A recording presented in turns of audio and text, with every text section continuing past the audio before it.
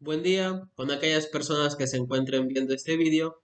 El día de hoy vamos a continuar con el capítulo número 35 de Fisiología, donde hablaremos sobre la segunda parte de la resistencia del organismo ante la infección. En este caso hablaremos sobre la inmunidad y sobre la alergia. Bien, recuerden suscribirse, activen la campana para que les lleguen las notificaciones de los siguientes vídeos. Dejen su me gusta en caso que les haya agradado la ponencia y recuerden que todas las diapositivas que les presento están a su disposición en mi perfil de Udox. Bien, el link del perfil está en la descripción. Mi nombre es Fuentes Juárez Christopher Luis y sin más preámbulos iniciemos con el tema. En la primera parte, en el capítulo anterior, hablamos todo lo que tiene que ver con la inmunidad innata, ¿no? La fagocitosis, inflamación, neutrófilos, macrófagos, entre otras cosas más. Ahora toca hablar sobre la inmunidad adquirida o también llamada adaptativa.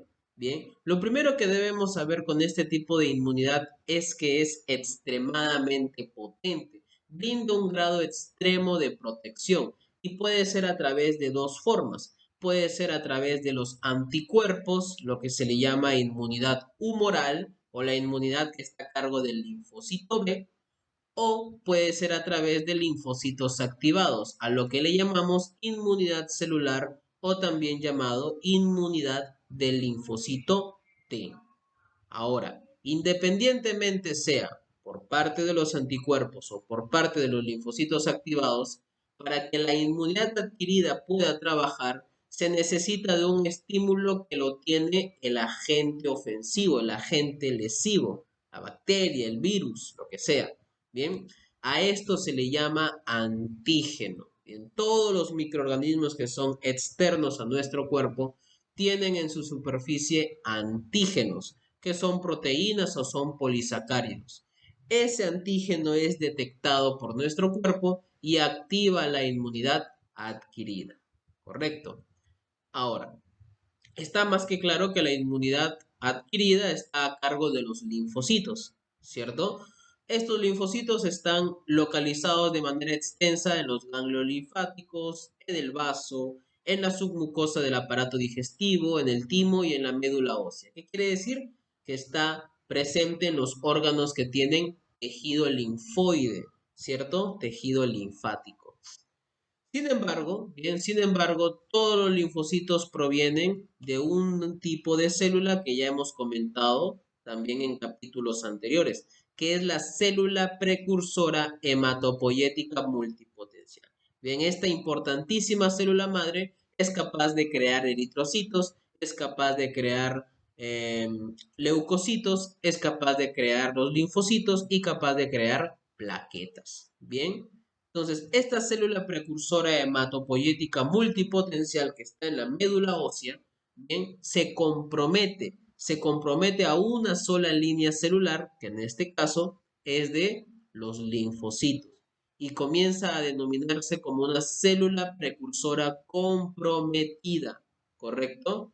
O, ya hablando de la línea celular de los linfocitos, se le llama célula progenitora linfoide común, y es lo que vemos acá, ¿no? Estas son las células hematopoyéticas multipotenciales y se comprometen y se convierten en célula progenitora linfoide común. Ahora, las células progenitoras linfoides comunes que estén destinadas a ser linfocitos T, bien, linfocitos T, lo que hacen es salir de la médula ósea y se dirigen a un órgano que se le llama el timo, ¿correcto? Se dirigen al timo donde pasan a ser preprocesados y terminan convirtiéndose en un linfocito T maduro, ¿correcto? Mientras que el linfocito B no abandona la médula ósea, permanece allí y en la misma médula ósea pasa por el preprocesamiento. Ahora, ¿qué es el preprocesamiento? Bien, el preprocesamiento consiste en brindarle al linfocito, ya sea el linfocito B o el linfocito T, la mayor especificidad posible. Bien, ¿qué quiere decir? Que un linfocito B o un linfocito T solamente va a activarse a un tipo de antígeno específico. Es decir, que solamente se va a activar ante la presencia de una bacteria o de un virus específico.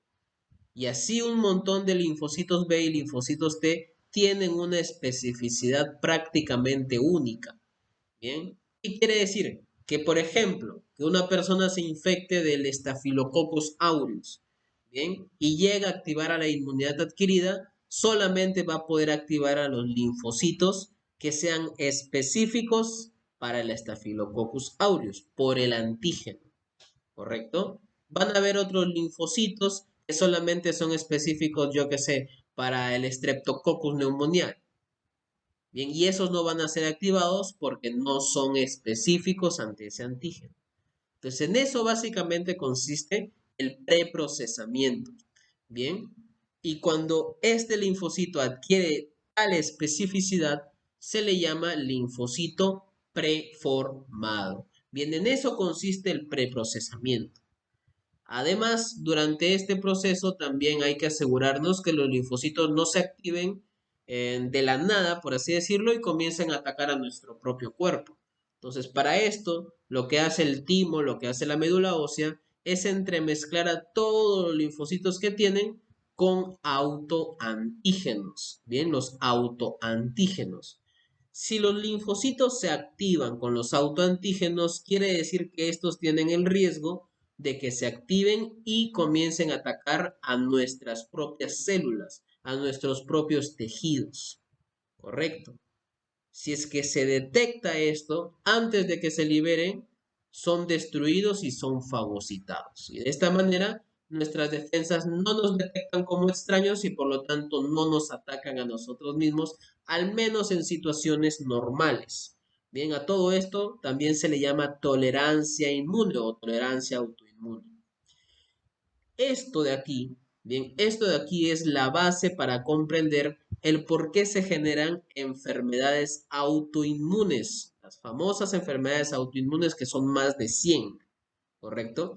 Porque si este preprocesamiento falla, se comienzan a liberar linfocitos que detectan a ciertos tejidos de nuestro cuerpo y comienzan a atacarlos, creyendo que son agentes extraños.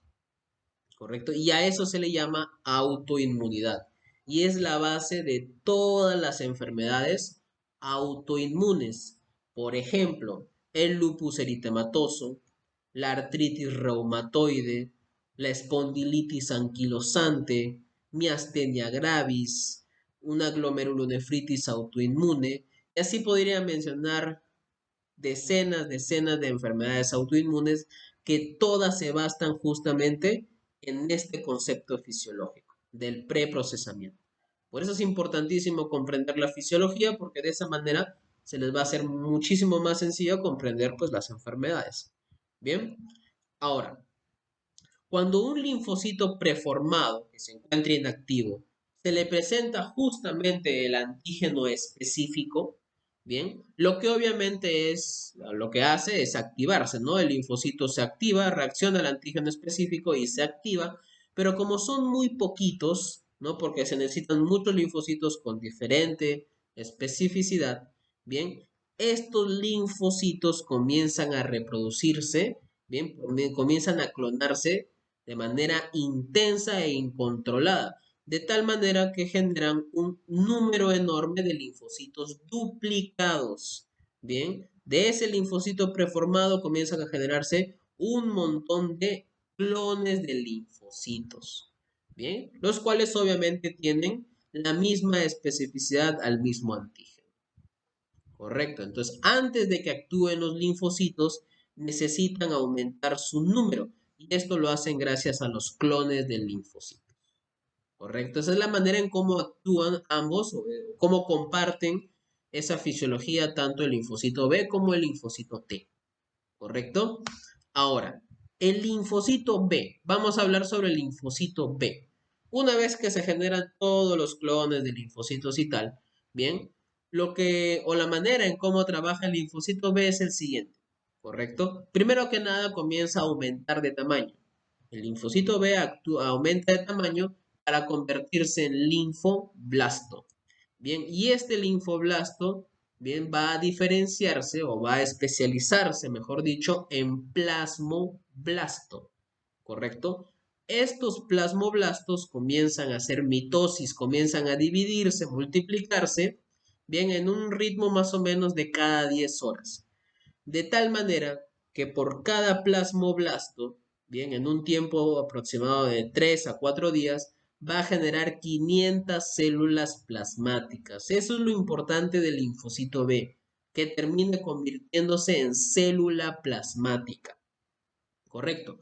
Porque esta célula plasmática es la que se encarga de producir los anticuerpos. ¿Correcto? Los anticuerpos gamma globulínicos también se les llama. ¿Bien? Entonces, esto ocurre en la gran mayoría de los linfocitos B. Bien, comienzan a diferenciarse hasta convertirse en células plasmáticas. Sin embargo, una pequeña porción de linfocitos B, que son activados por el antígeno, se quedan durmientes, se quedan silentes. Bien, de tal manera que cuando llega una segunda exposición o una segunda infección y por lo tanto vuelve a aparecer el mismo antígeno, va a hacer que estos linfocitos B se activen, pero ya es una activación o una respuesta mucho más rápida, mucho más potente, porque ya han sido anteriormente estimulados por el mismo antígeno, ¿correcto? Solamente que esos clones se quedaron durmientes, se quedaron esperando una segunda respuesta. A este tipo de linfocitos se le llama linfocito de memoria y es justamente lo que podemos ver graficado acá, ¿no? Fíjense cómo una primera exposición al antígeno genera una respuesta, pues lo normal, bien, lo fisiológicamente esperado, ¿cierto? Pero cuando los clones de linfocitos que se quedan durmiendo, los linfocitos de memoria, se exponen a una segunda ola de antígeno, miren cómo la respuesta ya es tremendamente mayor. Bien, es una respuesta mucho más potente y mucho más rápida, ¿correcto? Gracias a los linfocitos de memoria. Y esto es importantísimo comprenderlo porque esta fisiología, esta explicación se basa o se explica o se fundamenta las vacunaciones, las vacunas. Bien, el fin de las vacunas es estimular a tu cuerpo a esta primera respuesta, ¿correcto? Te brindan antígenos, bien, las vacunas te brindan antígenos o te brindan la bacteria muerta e inofensiva para que así no generes la enfermedad, pero sí generes esta primera respuesta. Y tu cuerpo puede hacer obviamente linfocitos de memoria. De tal manera que cuando ahora sí te infectes por algún motivo externo, ambiental, te cruzas con un enfermo y te infectas, ¿no? Ya sea una segunda exposición y ya tu respuesta inmune sea muchísimo más potente, muchísimo más rápida y efectiva. No te va a evitar la enfermedad, pero al menos te va a evitar que se complique tanto. Bien, y este justamente es el fundamento de las vacunaciones, como la muy famosa vacuna del COVID, ¿no? Que ha habido en estos últimos años. Correcto. Ahora, existen dos tipos de células plasmáticas. Tenemos las de corta duración, que obviamente son las que actúan en dicho momento, pero también están aquellas células plasmáticas que son de larga duración, que incluso pueden generar inmunidad por años o hasta de por vida, como por ejemplo en caso de sarampión, en caso de viruela, en caso de varicela.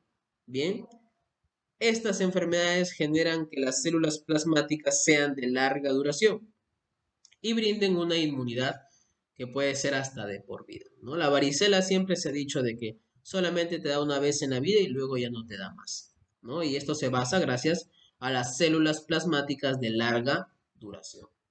Bien, ahora, fíjense acá en esta imagen, esta es la estructura del anticuerpo que produce la célula plasmática.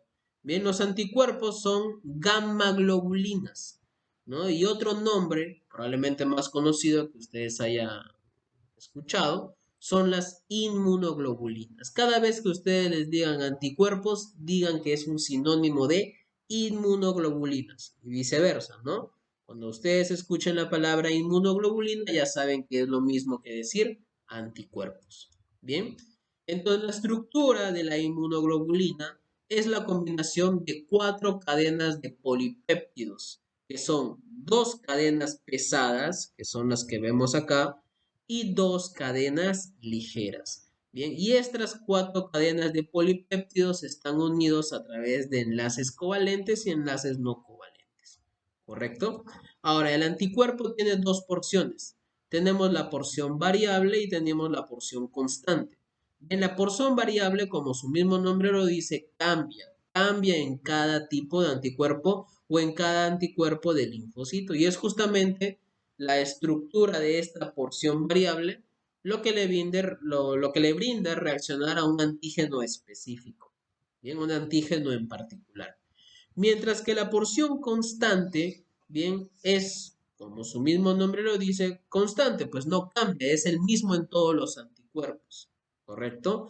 Y esta porción constante es muy importante también porque brinda otras propiedades al linfocito, al anticuerpo, como por ejemplo, la capacidad de difundir a los tejidos, la adherencia, es un lugar donde se une al sistema de complemento, facilita también atravesar membranas, entre otras funciones que son de soporte, de ayuda, ¿correcto? Mientras que la porción variable, pues su función es unirse al antígeno específico, ¿no? Obviamente. Ahora, existen 5 tipos o 5 clases de inmunoglobinas generales, las más conocidas y las más abundantes. Está la inmunoglobulina M, está la inmunoglobulina G, que es la más abundante en un 75%.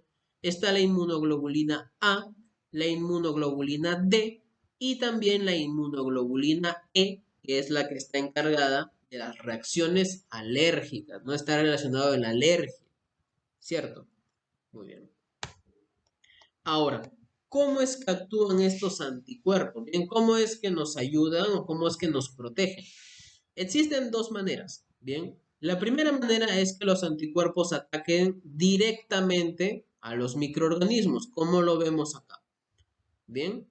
Atacan de manera directa, que pueden ser a través de diferentes maneras. Puede ser por aglutinación, es decir, que hacen que todos los microorganismos se junten, ¿bien? Y se adhieran entre sí. Luego puede ser también por precipitación, donde los vuelve insolubles y hace que todos estos microorganismos no puedan diseminarse o esparcirse. También puede ser por neutralización, donde lo que hacen estos anticuerpos es cubrir los lugares tóxicos de la sustancia antigénica, por lo tanto, hace que sean menos dañinos, ¿no? menos peligrosos estos microorganismos, y también atacan de manera directa a través del lisis. Bien, lo que hacen estos anticuerpos de manera directa es atacar a las membranas de las células y las rompen, ¿no? Esto va a hacer que haya todo un cambio osmótico y por lo tanto termine el microorganismo haciendo lisis, ¿no? Destruyéndose a sí mismo. El problema está, bien, el problema está, es que los anticuerpos de por sí solos, bien, todas estas acciones no son lo suficientemente fuertes para destruir al agente ofensivo o a todos los agentes ofensivos de la infección. Bien, necesitan de una ayuda, necesitan de un complemento. Y ahí entra a tallar el sistema de complemento.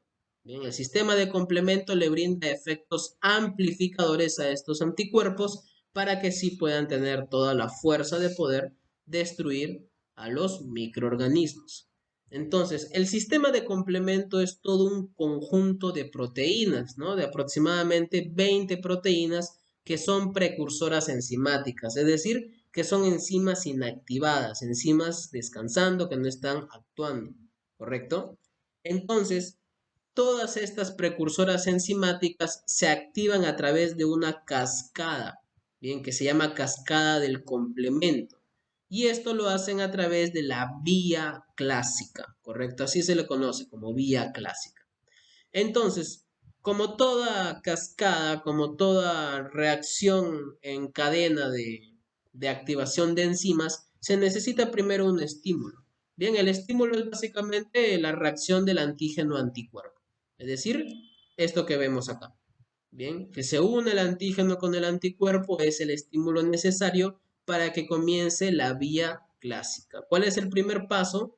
Que el precursor enzimático C1 se activa y se convierte en una enzima activa, que es el C1. Y a partir de allí comienza sucesivamente activación de todo tipo de enzimas que son un total de 20. ¿correcto? La cuestión está que cuando estas enzimas ya se encuentran activas, generan múltiples efectos que son justamente los amplificadores, como por ejemplo la opsonización y fagocitosis, que lo mencionamos el capítulo anterior, ¿no? La opsonización y la fagocitosis de neutrófilos y macrófagos es brindada gracias al producto C3b, que es el que podemos ver acá. Bien, la enzima C3b es la que va a estimular la opsonización y la fagocitosis por parte de neutrófilos y macrófagos. Otro efecto es de lisis, que es gracias a un complejo de ataque de membrana. Es un conjunto de enzimas, que en conjunto se le llama C5B678-9, que es este que vemos acá. Bien, este complejo lo que hace es introducirse a la bicapa lipídica de la membrana del agente ofensivo y lo que hace literalmente es crear poros. Bien, crea poros, lo que obviamente provoca la ruptura osmótica, es decir, la lisis. Bien, otro efecto es potenciar la aglutinación que de por sí ya pueden hacerlo los anticuerpos, ¿no? Ya saben que la aglutinación es hacer que los microorganismos se adhieran entre sí. También aportan en la neutralización de los virus, es decir, hacen que los virus pierdan su virulencia, su capacidad de generar enfermedad. También genera quimiotaxia. Bien, esto es gracias a la enzima C5A, que es la que podemos ver acá. Bien, la enzima C5A lo que hace es iniciar la quimiotaxia tanto de neutrófilos como de macrófagos, ¿no? Lo mencionamos también en el capítulo anterior, que para que los neutrófilos y los macrófagos puedan dirigirse a la zona específica donde se encuentra la inflamación y por lo tanto la infección, necesitan de unas sustancias quimiotácticas, ¿no? Que eran varias. Y dentro de esas sustancias quimiotácticas estaba el sistema de complemento, que aquí averiguamos que es la enzima C5A. Luego también otro efecto es la activación de mastocitos y de basófilos, que esto es más que todo en caso de alergias, ¿no? Esto está a cargo de la enzima C3A, C4A y C5A. Entonces la C5A no solamente aporta la quimiotaxia, sino también a la activación de mastocitos y de basófilos. Y otro efecto es potenciar los efectos inflamatorios, que también ya los hemos mencionado en el capítulo anterior, ¿no? Aumenta el flujo sanguíneo local, aumenta la permeabilidad capilar, entre otros efectos que también ya han sido explicados. ¿Bien? Todos son efectos amplificadores, potenciadores, que aportan al anticuerpo a poder terminar o ser lo suficientemente fuerte de destruir al microorganismo. Esta es la forma en cómo actúa la inmunidad humoral, que es gracias al linfocito B. Pero también existe otra inmunidad adquirida que es la celular, que es dado por los linfocitos T. Bien, los linfocitos T, para que se activen, la gran característica de los linfocitos B es que para que éstas puedan ser activadas, no solamente se necesita de la presencia del antígeno, ¿no? En los linfocitos B sí, solamente con la presencia de antígeno se activaba, pero los linfocitos T necesitan que este antígeno, bien, necesitan que este antígeno esté unido a una proteína que es del complejo mayor o del complejo principal de histocompatibilidad. Bien, y esta proteína del complejo principal de histocompatibilidad se encuentran en cierto tipo de células que se les llama en conjunto las células presentadoras de antígeno, como por ejemplo los macrófagos, los linfocitos B, bien, o los más potentes y más representantes de este tipo de células, que son las dendríticas, bien. Entonces, las células dendríticas por excelencia son las precursoras, o perdón, las presentadoras de antígeno, bien. Entonces, fíjense aquí en esta imagen, esta es la célula presentadora de antígeno, digamos que es una célula dendrítica, y miren cómo en su superficie tienen al complejo mayor de histocompatibilidad. Este encuentra el antígeno y juntos, bien juntos, se lo presentan al linfocito T. Solamente de esta manera es como se activa el linfocito T, ¿correcto? Si es que la célula presentadora de antígeno, como su mismo nombre lo dice, le presenta el antígeno al linfocito T, ¿correcto? Ahora, existen dos tipos de proteínas del complejo mayor de histocompatibilidad. Tenemos el tipo 1, que es para activar a linfocitos T citotóxicos, y tenemos el tipo 2, que es para activar a linfocitos T colaboradores. Y es que existen tres tipos de linfocitos T. Bien, el primer tipo es el linfocito T colaborador, que también se le llama CD4. Bien, ¿por qué? Porque tiene receptores en su superficie que se les llama receptores CD4. Bien, los linfocitos T colaboradores son los más abundantes de todos los linfocitos T, en un 75%. ¿No? Y como su mismo nombre lo dice, son colaboradores, son de apoyo, son de soporte. ¿No? Porque se encargan de regular las funciones inmunitarias mediante las linfocinas, ¿correcto? Las linfocinas. Por ahí a lo mejor lo han escuchado los linfocitos T colaboradores, que también se les llama linfocitos T helper, ¿correcto? Para que sepan, es prácticamente lo mismo. Es lo mismo, literalmente. Entonces, dentro de las linfocinas más importantes podemos mencionar, por ejemplo, la interleucina 2. Bien, la interleucina 2 lo que hace es potenciar la producción de clones de linfocitos, tanto T y B, ¿no? Es decir, esto que mencionamos acá, ¿cierto? Y además, la interleucina 2 también genera una retroalimentación positiva sobre los linfocitos colaboradores. ¿Qué quiere decir? Que la activación de linfocitos colaboradores va a generar producción de más linfocitos colaboradores y a su vez más y así y así y así. Es decir, una retroalimentación positiva. Luego está la interleucina 4, 5 y 6 que potencia la proliferación de linfocitos B y por ende también de las células plasmáticas. Y además, los linfocitos T colaboradores también pueden reducir o detener la migración de macrófagos o por otro lado también puede activar y hacer más eficiente su fagocitosis. Entonces, si se dan cuenta, todas las funciones de los linfocitos T colaboradores se encargan de regular, de soporte, de ayuda, ¿correcto? Por eso se les llama helper, de help, de ayuda. Luego está el segundo tipo de linfocitos T, que son los citotóxicos, o también llamados CD8, porque sus receptores se llaman CD8. Los linfocitos T citotóxicos son las células asesinas, los linfocitos asesinos. Bien, ¿por qué? Miren acá la imagen, cómo está acá la célula que está siendo atacada y está rodeada por estos linfocitos T citotóxicos. Y en la manera en cómo actúan estos linfocitos es que se adhieren fuertemente a la célula que van a atacar. No puede ser microorganismo como puede ser la célula propia. Bien, entonces se unen fuertemente a la membrana y comienzan a secretar unas proteínas que se llaman perforinas, que literalmente es como si estuvieran acuchillando a la célula, bien, que están atacando. ¿Por qué? Porque agujerean la membrana de la célula atacada.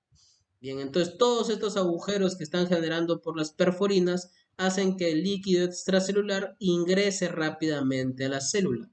Y si por eso no fuese poco, la célula T citotóxica lo que hace también es secretar sustancias citotóxicas. Esto lo que va a generar en la célula es que comience a hincharse, ¿no? A agrandarse y poco después sufra lisis, ¿no? Se disuelva, ¿correcto? Entonces, esta es la manera en cómo actúan los linfocitos T citotóxicos, ¿no? Como es tan agresivo, su manera de atacar a la célula, al agente ofensivo, también se le suele llamar células asesinas, ¿bien? Las células asesinas. Ahora, existe una pequeña variante de estos linfocitos T que se caracterizan por reconocer a los virus que se encuentran dentro de una célula normal, porque recuerden que la manera de sobrevivir de los virus es ingresar a una célula sana y ahí reproducirse. Entonces existen linfocitos T citotóxicos que justamente detectan, ¿no? Un virus que se encuentre dentro de una célula sana. A eso se les llama los linfocitos natural killer, ¿correcto? Las células natural killer, ¿no? Y como detectan el virus por dentro, por más que sea una célula sana, ¿no? Ellos son citotóxicos, son asesinos y se encargan 100% de eliminar a la célula, por más sana que sea, por el simple hecho de que contiene el virus por dentro. También aplica para células cancerosas, ¿no? Las natural killer. Y el tercer tipo de linfocitos son los linfocitos reguladores, también llamados supresores, que lo que se encargan es de suprimir las acciones de los colaboradores como también de los citotóxicos. Bien. Ahora, un efecto adverso indeseable de la inmunidad es la hipersensibilidad inmunitaria, como por ejemplo aquella que es causada por linfocitos T activados sin presencia de un antígeno. Puede ser posible, como por ejemplo en caso de la toxina de la hiedra venenosa, ¿no? Activa los linfocitos T sin la necesidad de la presencia de un antígeno, lo que puede provocar una lesión tisular grave o incluso un edema pulmonar. Bien. Y por último, también quisiera mencionar sobre la alergia atópica, la atopía. En la atopía es una respuesta inhabitual del sistema inmunitario que hace que la persona tenga una tendencia alérgica, ¿no? La persona es más o tiene más riesgo de tener múltiples alérgenos, como el polvo, los pelos de gato, ¿no? Medicamentos y tal. Tienen mayor tendencia alérgica. Bien, esta alergia atópica se transmite a través de los genes. ¿Qué quiere decir? Que si la persona tiene padre o tiene madre que sufre de atopía, lo más probable es que esa persona también lo tenga. Bien, porque es hereditaria, se transmite a través de los genes, ¿no? Y su gran característica es una presencia enorme de anticuerpos inmunoglobulina E, que como ya hemos mencionado varias veces, son las que están relacionadas a las reacciones alérgicas, ¿no? Y por ese mismo hecho, a esta inmunoglobulina E también se le conoce como reaginas o anticuerpos sensibilizantes. Entonces, de tal manera que cuando un alérgeno, bien, entra en contacto con la sangre, provocan una reacción alérgeno-reagina, lo que hace que este complejo se una fuertemente a los mastocitos, a los basófilos y comiencen a secretar un montón de sustancias que generan efectos. Efectos como cuáles: la vasodilatación local, la atracción de eosinófilos, de neutrófilos, el aumento de la permeabilidad capilar con pérdida de líquidos en los tejidos y también la contracción de células musculares lisas locales, y todos estos efectos explican los síntomas que presenta un paciente con la típica alergia. Bien, con la típica reacción alérgica. Ahora, si la reacción alérgica se generaliza en todo el cuerpo, en todo el sistema vascular, puede ser peligroso, porque en estos casos se le llama anafilaxia. Bien, y una anafilaxia puede incluso llevar a un shock anafiláctico, que es de tipo distributivo. En un momento hablaremos sobre los tipos de shock en profundidad, porque ya hemos hablado de shock en el sistema cardiovascular, pero existen tipos de shock. Justamente uno es el distributivo, que puede ser provocado por anafilaxia. Bien, una gran característica de la anafilaxia que lo diferencia de una simple reacción alérgica es que las sustancias de reacción lenta de la anafilaxia, que es un conjunto de leucotrienos, provocan un espasmo del músculo liso en los bronquiolos, y esto puede generar una crisis asmática que, si no se trata lo más pronto posible, la persona puede morir por asfixia. Bien, puede morir por asfixia. Ahora, si esta reacción alérgica ocurre de manera localizada en la piel, va a generar lesiones como si fuesen abones, ¿no? La típica lesión cuando te pica un zancudo y se te hincha esa parte de la piel, ¿no? Son las lesiones tipo abones, y esa es la urticaria. Si es que ocurre tan solamente en la nariz, se le llama la fiebre del heno, que es caracterizada por rinorrea, enrojecimiento o estornudo, ¿no? La típica alergia, la que prácticamente todo el mundo conoce, donde la persona con alergia para estornudando, para con mocos todo el día, la nariz ya está enrojecida, es decir, la alergia más común, ¿cierto? A eso se le llama la fiebre del heno. Y si es que ocurren los bronquiolos pulmonares, genera un asma de tipo alérgico. Y pues nada, eso fue todo con respecto al capítulo de hoy día. Recuerden que como referencia utilizo Fisiología Médica de Guyton. Suscríbanse, activen la campana para que les lleguen las notificaciones de los siguientes vídeos. Dejen su me gusta en caso que les haya agradado la ponencia. Y recuerden que todas las diapositivas que les presento están a su disposición en mi perfil de Udocs. Bien, el link del perfil lo van a poder encontrar en la descripción. Bien, nos vemos en el siguiente capítulo, que es el número 36, donde hablaremos de los grupos sanguíneos, hablaremos de las múltiples transfusiones sanguíneas y también hablaremos sobre el trasplante de órganos y de tejidos. Y pues nada, espero que les haya agradado la ponencia y nos vemos en el siguiente capítulo.